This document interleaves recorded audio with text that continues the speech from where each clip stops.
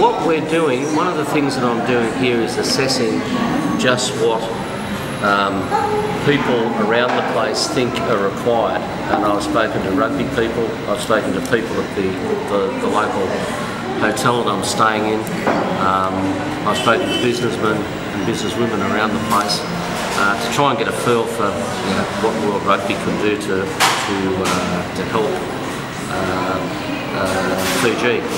And we're rugby, and we don't provide shoes and blankets and all that sort of stuff. So we've got to do something that's a bit unique. And I've got a whole heap of information which I'll have to sit down and go through, and then I'll be then writing to headquarters in Dublin and telling them what I've seen, providing them with some pictures and perhaps making a couple of suggestions as to what people around here are thinking about how World Rugby could indeed help Fiji. Okay, just lastly, from you personally, how do you see the development things that rugby in Fiji is doing at the moment? In terms of development, what do you think from your perspective? Well, apart from the impact that the cyclone is having on development, in the schools especially, and there's a lot of schools that are out of commission these days.